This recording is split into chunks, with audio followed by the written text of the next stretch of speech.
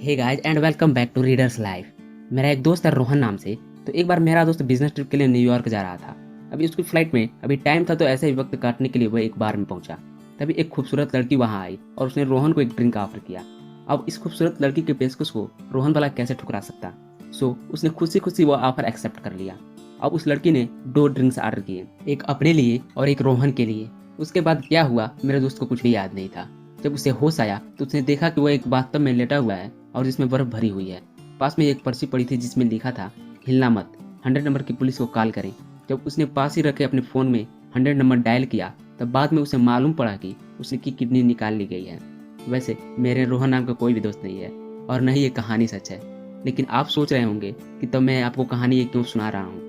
Well, आपको इसका भी जवाब आगे मिलेगा। तब तक के लिए मान लो कि आप किसी जगह एक न्यूज़पेपर की एक खबर पढ़ते हो जो कुछ इस तरह से है। व्यापक अर्थ में मुद्रा प्रगति को कुछ इस तरह देखा जा सकता है कि किसी भी माध्यम से प्राप्त पर कैपिटा उचित तनख्वाह में होने वाली प्रगति कुल प्राप्त वस्तु और आर्थिक क्षेत्र में व्यापार की बढ़ोतरी है। अब आपने दोनों स्टोरीज को सुना। अगर मैं आपको इन दोनों स्टोरीज को अपने दोस्त को फोन करके बताने बोलूं तो आपको कौन सी स्टोरी ज़्यादा याद रहेगी? जाहिर है आप बोलेंगे कि पहली वाली स्टोरी, क्योंकि वो ज़्यादा इंटरेस्टिंग है, जो हमेशा याद रहेगी। सो यही इस वीडियो का टॉपिक है। अगर आप एक बिजनेस करते हैं या फिर करने की सोच रहे हैं तो किसी भी प्रोडक्ट को प्रमोट करने के लिए आपके पास उस प्रोडक्ट से रिलेटेड एक स्टोरी जरूर होनी चाहिए जिसे कस्टमर आसानी से याद रख सके।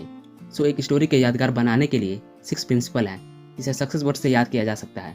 यानी यस से अपने मैसेज को सिंपल बनाएं, यू से अपने मैसेज को अनएक्सपेक्टेड रखें, सी से अपने मैसेज को कंक्रीट एंड अगले सी से क्रेडिबल और ई से इमोशनल रखें, और यस से अपने मैसेज में स्टोरी को ऐड करें। लेकिन लास्ट वाले यस से कोई भी प्रिंसिपल नहीं है। नंबर 1 है सिंपल। इमेजिन आप जंग के मैदान में हो और अपने दुश्मन से लड़ाई कर रहे हो। तो सपोज आप और आपके आर्मी पर्सन ने मिलकर एक प्लान तैयार किया जो कि आपके हिसाब से एक परफेक्ट प्लान है आपके दुश्मनों से छुटकारा पाने का। लेकिन आपके पास एक परफेक्ट प्लान होने के बावजूद भी आप कुछ लड़ाई को जीत नहीं सकते, बिकॉज कभी भी कुछ ऐसा अनएक्सपेक्टेड हो सकता है जो आपके प्लान की धज्जियां उड़ा सके। जैसे कि आपका दुश्मन आपका कोई एसेट ही डिस्ट्रॉय कर दे या फिर कोई सरप्राइजिंग चाल चल दे। अब इस सिचुएशन में आप अपना प्लान इग्नोर करके अपने इंस्टिंक्ट के हिसाब से एक्शन लेने लगोगे। कहने का मतलब है कि आपको अपने मैसेज को सिंपल रखना होगा ताकि कुछ अनएक्सपेक्टेड हो जाए तो आप कुछ ऐसे आइडिया या प्लान्स बना सकें जो आपके प्लान्स यानी मैसेज को आपके कोर वैल्यूज के अकॉर्डिंग रहे। आपको कोर मैसेज तैयार करने के लिए सबसे पहले अपने प्लान्स का कोर वैल्यू मालूम करना होगा और आपको आपके सक्सेस चेकलिस्ट का यूज करके उस कोर वैल्यूज को ट्रांसलेट करना होगा। एग्जाम्पल, साउथ वेस्ट एयरलाइंस ने अपने आइडियाज को कोर वैल्यूज के सक्सेस का यूज करके इस तरह का मैसेज फाइंड किया, द लो फेयर एयरलाइन, यानी सबसे सस्ती एयरलाइन। लेकिन अब सवाल है कि ऐसी कंपनी में कौन काम करेगा जिसका आइडिया ही कॉस्ट रिड्यूस करना है। लेकिन इसका सेकंड आइडिया था कि अपने एम्प्लॉयज़ को खुश रखना। इसलिए आपको भी यही स्ट्रेटजी अपनानी है, लेकिन आप एक विन विन सिचुएशन को क्रिएट कर सकें। इनके एम्प्लॉयज़ को पूरी छूट है कि ये अपने इंस्टिंक्ट के हिसाब से कुछ हद तक काम कर सकते हैं, जैसे किसी बर्थडे पार्टी के दिन थोड़ा मौज मस्ती करना, लेकिन कलर पेपर और बेकार के कचरा फैलाना इनको मना है क्योंकि इनको क्लीनिंग का कष्ट बढ़ जाएगा, जो कि इनके कोर मैसेज से बिल्कुल भी मेल नहीं खाता। अब नेक्स्ट टर्म आता है अनएक्सपेक्टेड। किसी मैसेज को यादगार बनाने के लिए लोगों की अटेंशन ग्रैब करनी पड़ती है, बट हमेशा केवल अटेंशन ग्रैब करने की कोशिश में न लगे रहें। इसके साथ ही इसमें कुछ फनी और इंटरेस्टिंग होना भी चाहिए। एग्जाम्पल, मान लो आप अपने ऑफिस में कोई प्रेजेंटेशन दे रहे हो। स्टार्टिंग में आपको वो अटेंशन मिल रही है जो आपको मिलनी चाहिए, लेकिन ऐसा ज़्यादा देर तक नहीं चलता। आपका प्रेजेंटेशन अब उनको बोरिंग लगने लगता है क्योंकि इनमें कोई इंटरेस्टिंग चीज़ नहीं है, जिससे भी अपना फ़ोन निकाल लेते हैं और आपके प्रेजेंटेशन को भूल जाते हैं।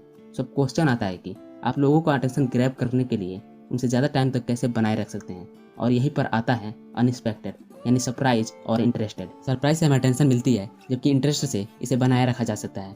अभी के लिए सरप्राइज का एग्जांपल ले तो आपने कार के सीट बेल्ट वाला ऐड जरूर देखा होगा, जिसमें एक फैमिली को कार घूमते हुए दिखाया जाता है और तभी अचानक सामने से एक ट्रक आकर उनको टक्कर मार देता है। और ये ऐड इस वाक्य से खत्म होती है, क्या आपको मालूम था ऐसा होगा? नहीं ना।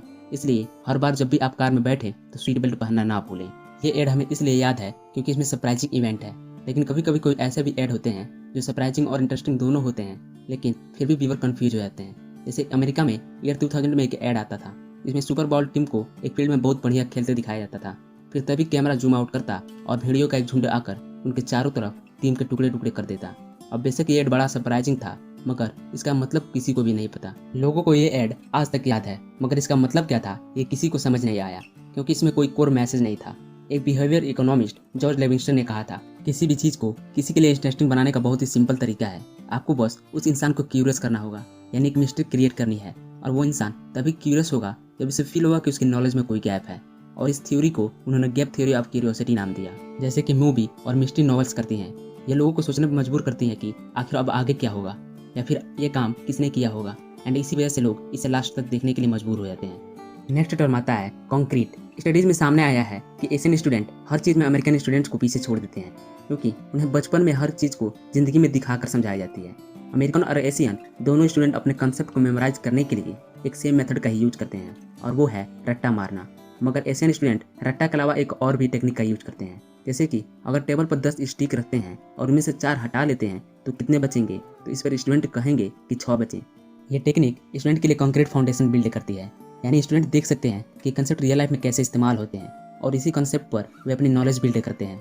जब अमेरिकन स्कूल में सेम चीज़ के लिए एग्जामिन किया गया तो पता चला कि इस टेक्निक को यूज करने वाले अमेरिकन टीचर का परसेंटेज काफ़ी कम था। शायद यही वजह थी कि एशियन स्टूडेंट खासकर मैथमेटिक्स में काफ़ी आगे थे। यानी कि कॉन्क्रीट का सिंपल मतलब है कि किसी कंसेप्ट या मैसेज को मेमोराइज करने के लिए उसे डेली लाइफ से एंड रियल लाइफ की चीज़ों से कनेक्ट करना। एग्जाम्पल, इस टर्म को समझने के लिए हम 2 डिफरेंट मैसेज को देखेंगे। नंबर 1 है, डायरिया से हर साल लाखों बच्चों की मौत होती है। यह गरीब देशों में सबसे ज़्यादा मौत की वजह है। इसे मरने वाले बच्चे डिहाइड्रेशन से मर जाते हैं, जो लंबे टाइम से होने वाले डायरिया की वजह से होता है। इससे बचने के लिए एक स्पेशल सॉल्यूशन दिया जाता है, जिसमें इलेक्ट्रोड, मिनरल और वाटर से बनता है, जिसे ORS के नाम से जाना जाता है। नंबर 2 है, डेव कुछ डेवलपिंग कंट्रीज के प्राइम मिनिस्टर से मुलाकात करने के लिए उनके पॉकेट में नमक और चीनी के 8 पैकेट्स लेकर गए। मीटिंग में उन्होंने अपने पैकेट के निकाल कर दिखाए और प्राइम मिनिस्टर को बताया कि ये डायरिया के इलाज का सोल्यूशन है। नमक और चीनी के इन पैकेट को इजीली पानी में घोलकर आसानी से सोल्यूशन तैयार किया जा सकता है, जो कि डायरिया का प्रॉब्लम को सॉल्व करता है, और इसकी कीमत चाय के 1 कप से भी कम है। और इतना ही नहीं, ये लाखों लोगों की जान भी बचा सकता है। अब जरा इन दोनों मैसेज को एनालाइज कीजिए। फर्स्ट वाले मैसेज में पता चलता है कि डिहाइड्रेशन खतरनाक तो है, मगर इससे बचा कैसे जाए यह क्लियर नहीं हुआ। क्योंकि सेकंड वाला मैसेज में क्लियर हो गया कि आपको डायरिया से बचने के लिए जिन 2 चीज़ों का यूज करना है वो है नमक और चीनी का घोल, जो हम डेली लाइफ में यूज करते हैं। यानी ये दोनों कंक्रीट चीज़ें हैं। नेक्स्ट पॉइंट है क्रेडिबल यानी फेथफुल। डिओडेनल अल्सर सबसे कॉमन टाइप का अल्सर है। ये उतना जानलेवा तो नहीं है, मगर ये बहुत पेनफुल होता है। ज़्यादा पुरानी बात नहीं है कि जब लोगों को यह लगता था कि पेट में ज़्यादा एसिड बढ़ने की वजह से यह अल्सर होता है। कुछ सालों बाद 2 रिसर्चर ने एक डिस्कवरी करके पता लगाया कि अल्सर एक खास तरह के बैक्टीरिया से होता है। ये बड़ी खोज थी। इसका मतलब था कि कोई भी सिंपल एंटीबायोटिक अल्सर को ठीक कर सकती है। लेकिन दरअसल साइंटिफिक कम्युनिटी ने उनकी रिसर्च पर यकीन करने से इनकार कर दिया, क्योंकि पहली प्रॉब्लम थी कि साइंटिस्ट ये बात जानते थे कि हमारे पेट का एसिड इतना स्ट्रॉन्ग होता है कि एक मीट के टुकड़ों को भी गला दे, तो भला इसमें बैक्टीरिया कैसे सर्वाइव कर सकते हैं। और दूसरी प्रॉब्लम थी सोर्स। जब ये रिसर्च की गई थी तो उस टाइम कोई भी तरीका नहीं था कि ये दोनों रिसर्च पूरी क्रेडिबिलिटी के साथ लोगों को यकीन दिला सकें। और फाइनली तीसरी बात थी कि उनकी लोकेशन। दोनों रिसर्चर्स ऑस्ट्रेलिया के पर्थ में रहने वाले थे, और उन दिनों ये जगह उतनी क्रेडिबल नहीं मानी जाती थी। यानी वो इतनी ट्रस्टवर्दी नहीं थी कि लोगों को ये भी मान ले कि यहाँ पर कोई इंपॉर्टेंट रिसर्च भी करके किसी बीमारी का इलाज ढूंढ सका जा सकता है। तो साइंटिस्ट को इन रिसर्च पर जरा भी यकीन नहीं हुआ, जिससे दोनों रिसर्चर्स ने हार मान ली थी। मगर एक दिन उनमें से एक जब सुबह उठा तो उसने अपने साइंटिस्ट दोस्त को अपने साथ लैब में चलने के लिए कहा। उसने बैक्टीरिया से भरी एक बोतल को उठाई और पूरी बोतल पी गया। 3 दिन बाद उसके पेट में किसी अल्सर के पेशेंट की तरह ही जानलेवा दर्द उठा। जब उसका स्टमक चेक किया गया तो वो जल रहा था और लाल हो गया था। अपनी इस तकलीफ को दूर करने के लिए उसने बस सिंपल एंटीबायोटिक की गोली ली और बिल्कुल ठीक हो गया। लेकिन अनफॉर्चुनेटली फिर भी उस पर कई सालों तक विश्वास नहीं किया गया, क्योंकि इनमें एक चीज़ की कमी थी, और वो थी इन्फॉर्मेशन ये क्रेडिबल नहीं था। और एक और एग्जांपल लेते हैं। एक बार अमेरिकन में एक रीमर फैला था। किसी कंट्री के शिपमेंट में आने वाले केले एक खास तरह के बैक्टीरिया से इन्फेक्टेड हैं, जिन्हें खाने से फ्लैश ईटिंग डिजीज होती है। बट ये अफवाह शुरू में ईमेल के जरिए फैलाई गई थी, जो कि ज़्यादा क्रेडिबल नहीं लग रही थी। तो इसमें क्रेडिबल बनाने के लिए इसमें एक सेंटेंस ऐड कर दिया गया, approved by the government of America, जो कि काम कर गया। बट ज़्यादातर लोग किसी भी क्रेडिबल सोर्स पर तुरंत आंखें मूंद कर विश्वास कर लेते हैं, फिर चाहे कोई भी झूठी खबर ही क्यों ना फैला रहा हो। और इसके साथ ही आप कुछ टेक्निक का यूज करके खुद को क्रेडिबल साबित कर सकते हैं। जिसमें पहला है अथॉरिटी। जितनी अथॉरिटी आप अपनी स्टोरी में ऐड करेंगे, उतना ही लोग आपके मैसेज पर बिलीव करेंगे। जैसे इस मैसेज में approved by government of India ने अथॉरिटी का काम कर दिया। दूसरा डिटेल्स। लोगों को डिटेल्स काफ़ी अच्छी लगती है। जितनी ज़्यादा डिटेल्स होगी आपको स्टोरीज में क्रेडिबिलिटी उतनी ज़्यादा आएगी।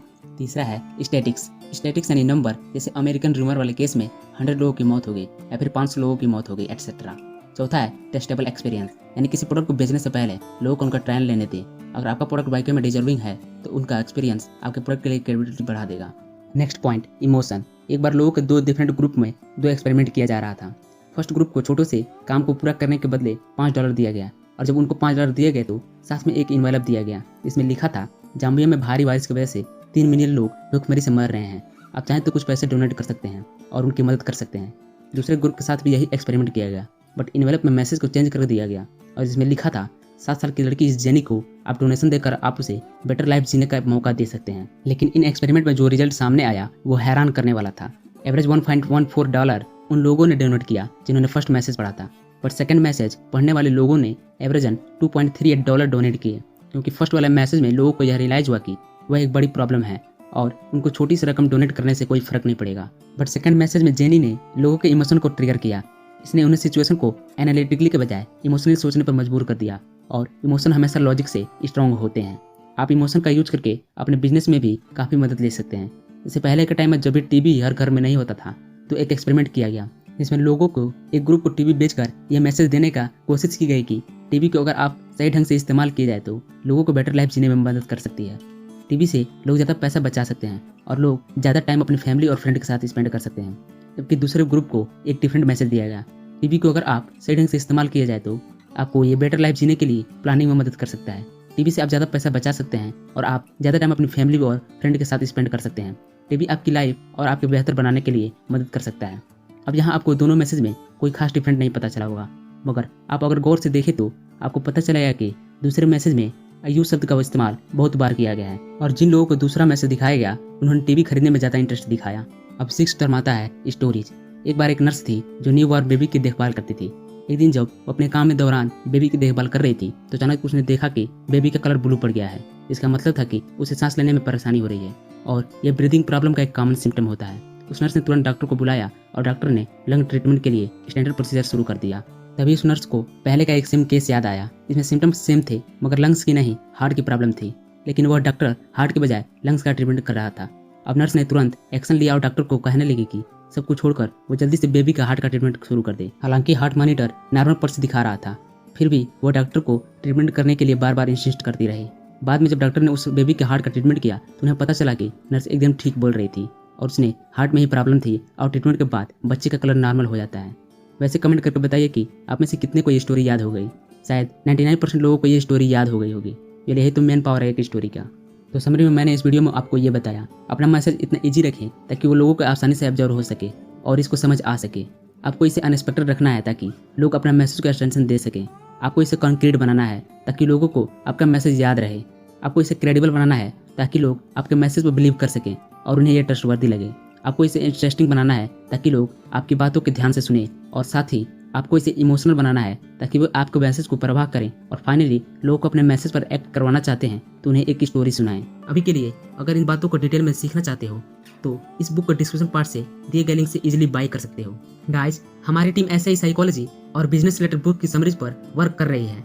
आने वाले दिनों में हम इस चैनल पर आपको purple cow, business adventure, my life in advertising secret and Warren Buffett की favourite book a 1000 way to make $1000 ऐसे बुक समरीज को अपलोड करने वाले हैं। सो अगर आप इन बुक समरीज को मिस नहीं करना चाहते तो इस चैनल को सब्सक्राइब करके नोटिफिकेशन बेल जरूर ऑन कर दीजिए, वरना आप ऐसे नॉलेजेबल वीडियो को मिस कर देंगे। सो अभी के लिए अगर इस बुक की ऑडियो बुक फ्री में लेना चाहते हैं तो डिस्क्रिप्शन पार्ट से चेकआउट कर सकते हैं। And thanks for watching.